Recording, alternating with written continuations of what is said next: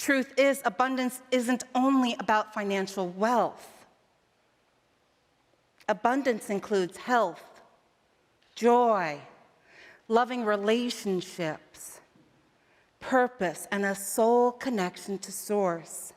Hoo-yah! You know, I love we come to Sunday, right? And we sing and we lift the spirit up, and we see that we are capable of shifting, of changing, of transforming. We get a glimmer of this every Sunday, that we can do amazing things. And we see that light reflected in each other's eyes. And we leave here on Sunday feeling pretty darn invincible. That's right. And then Monday comes. Monday comes. And maybe you're back to work, maybe you're at home, and you're going for that cup of coffee, you know, and you get there and you look at the coffee pot and it's empty. Don't they know the rules? You drink the last one, you make the pot of coffee, right? Right? That's the rule.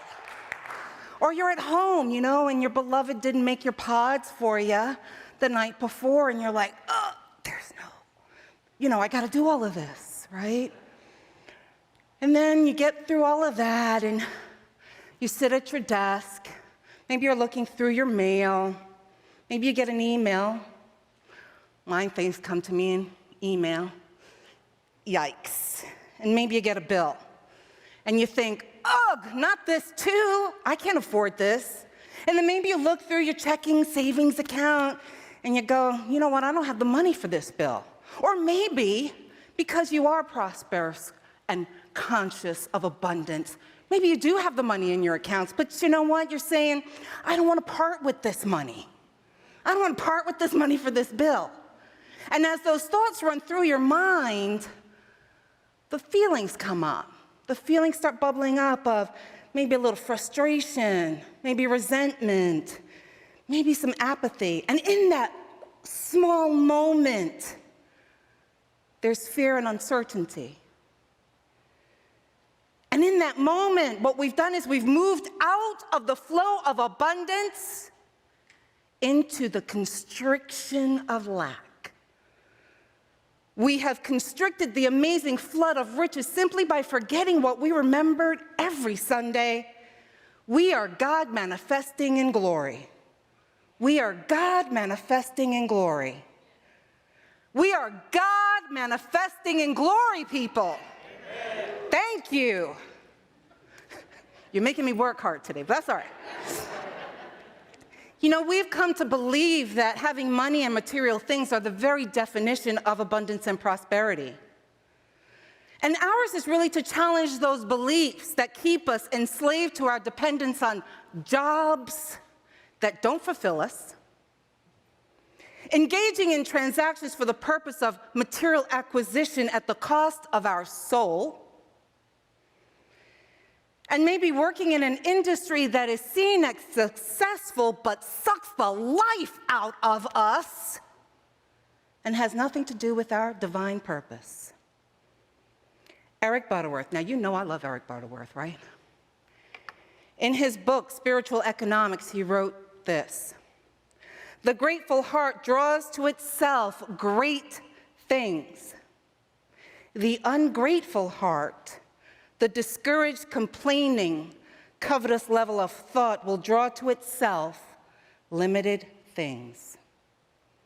Now you may be thinking, well, if the money isn't available to pay the bill, how can I be grateful? And if I do have the money, but I'm not willing to release it because I have this sense that I'm going to need that for something else, how can I be grateful for not enough money? Well, Butterworth's got an answer for that too, you know.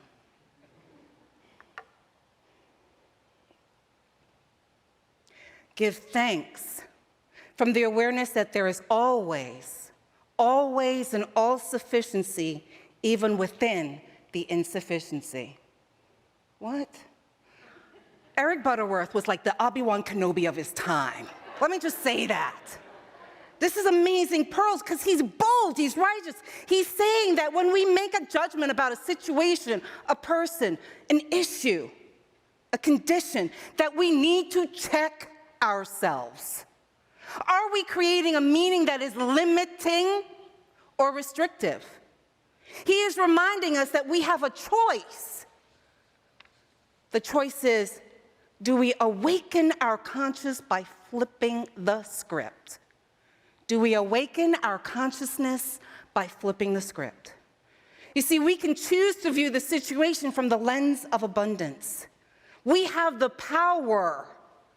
We have the power to bless any issue or person, even when our human understanding is limited or we cannot see how it could be for us.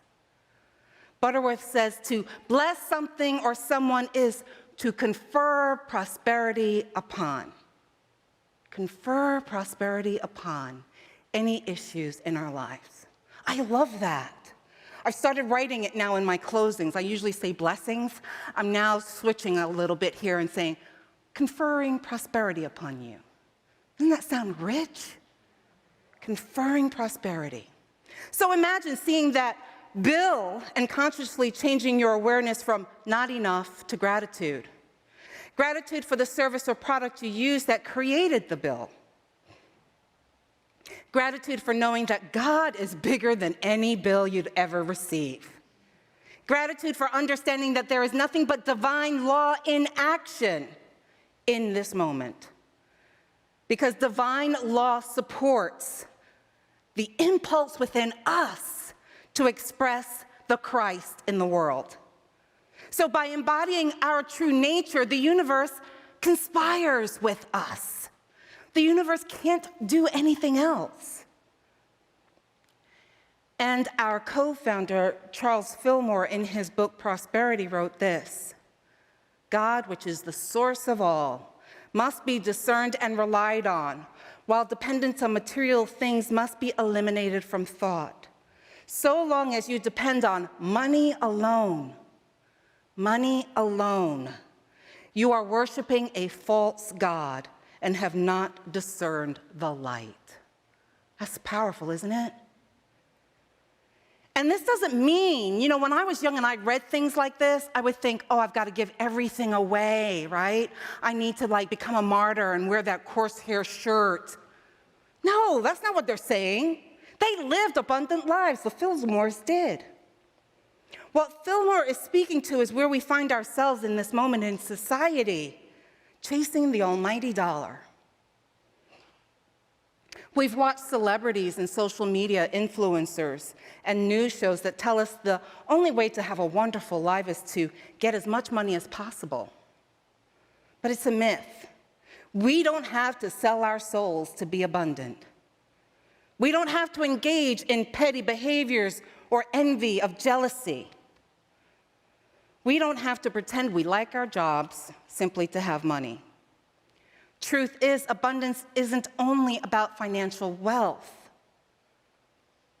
Abundance includes health, joy, loving relationships, purpose, and a soul connection to Source. You see, working 60, 70, 80 hours a week will get you money, but it's not going to bring you abundance. If your focus is to work as much as possible to succeed, the universe will simply support you and give you more of what you want, which is more work, my friends, more work. And we know this, right, from our third principle, right? We co-create through our thoughts held in mind, the faith that we hold on to, and what is in our hearts. And as we live our lives on planet Earth, sometimes we get this sense of being in a tug of war with ourselves. And mostly it's because when we're here, we're living in duality as divine human. The essence of who we are as divinity is expansive, ever-changing, wants to explore and experience all of it. But our humanity, it wants to feel safe and secure Who wants to play by the rules and follow the formula for success? And from the purview of our humanity, it feels like sometimes we're having that bipolar moment when we feel that tug from spirit. We can see this outpicturing here in our own community. We want Unity Church of the Hills to remain as it's been for the last 26 years. We like that we know what to expect each Sunday, although I'm sure that's changing for some of you, but that's okay. We want to recognize the familiar faces we have become used to seeing. We want to sit in our same comfortable seats. We want to hear the same talks that made us feel good about ourselves. While our divine nature is calling us to expand and express love and compassion in the world, Spirit's call often comes as a spark of discontentment that bubbles up in our souls. Our divinity says there's more to my living on this planet than intellectual discourse and feeling comfortable. What? That's right. Spirit has been calling this community to be the awakened light in Austin. That's why I'm here. To support you in that transformation to being your truest self. Abundance is not a one-way flow to you. Abundance is circular, and it benefits those around you. And this is a sweet little quote from Butterworth. Giving is basically an attitude with which you touch things. Giving is basically the attitude in which you touch things. Giving from a place of lack creates lack. Giving from a place of knowing you are overflowing in riches creates more overflowing in riches. The universe is simply designed to give us more. The universe is simply conferring prosperity upon us. And if we claim that we are of the universe, then we too are designed to give more of ourselves. It seems contrary to logic that if you're wanting to receive more, the answer is to give more. But lest we forget, we are all energy. Everything is energy. And energy must be allowed to flow. Imagine someone decides to take a nice deep breath of air. So there's this inhalation. And then they say, you know what, I'm going to hold on to this. I'm going to hold on to this just in case there's a limited supply of air in the future. Right? We would call them crazy. Right? We may have thoughts like, good luck with that. I'll call 911 after you fainted. Right? And we laugh at that insanity, but we do the same thing with money. Did you hear me? We do the same thing with money. We receive money in and we hold on to it.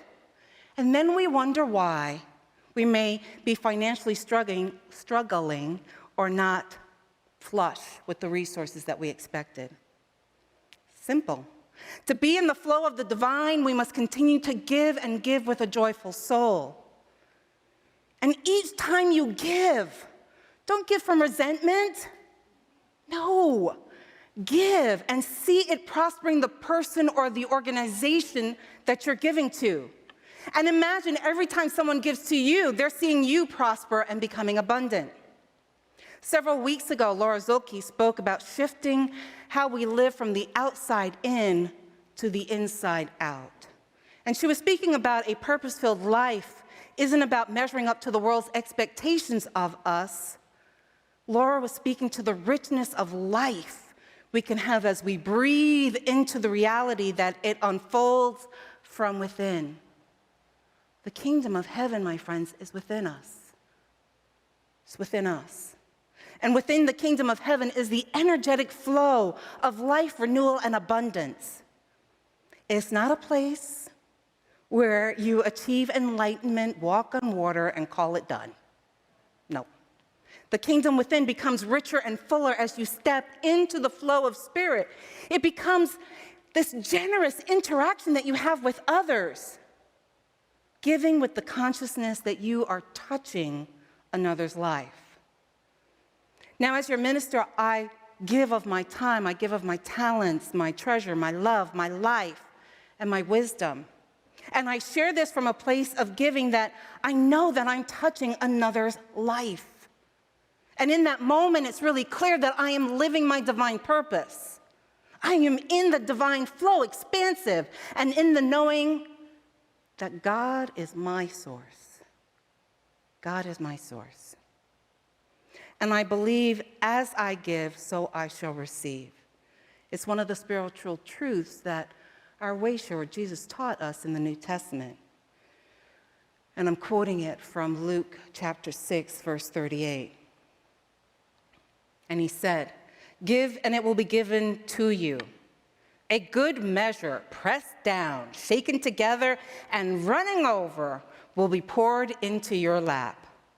For with the measure you use, it will be measured to you."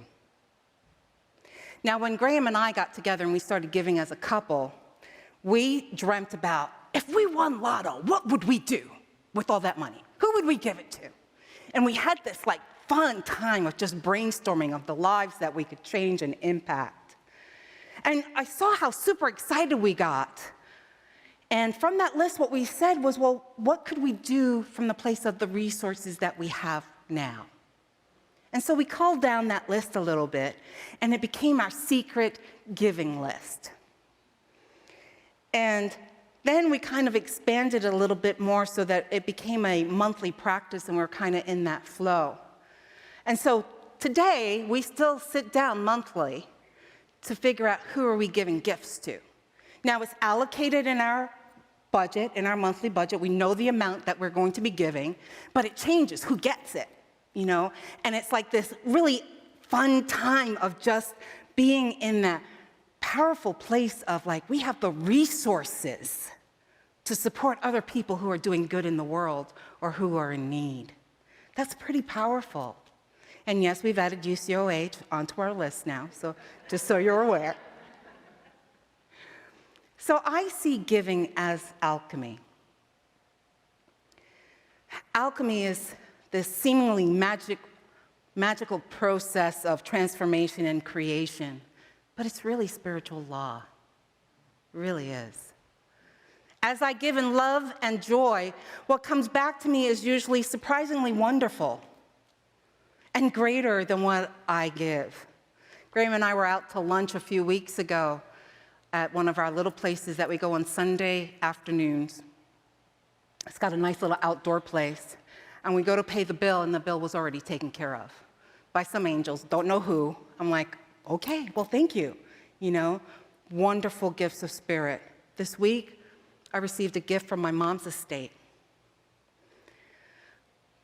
I had released being in control of what it should look like, what I was entitled to, right?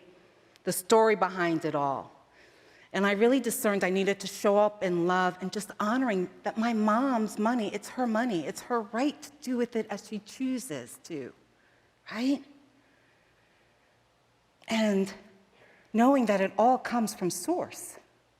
It all comes from source. And then we were blessed with this amazing gift this week that we weren't expecting, that will bless us. That's about being in the flow, my friends. Butterworth reminds us that divine order isn't about expecting miracles. It's simply bringing you together with that which you are looking for. Bringing you together with that which you are looking for. So I'm inviting you, be that which you've searched your whole life for. Be that. Be aware that it is up to you to confer prosperity upon yourself and everyone you meet. Create those shifts in your beliefs that say, I don't have enough. Shift it to, I can never outgive God.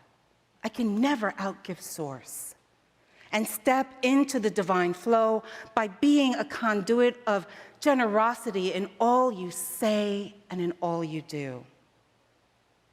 So over the next few weeks, yes, there's homework. Over the next few weeks, I want you to be conscious,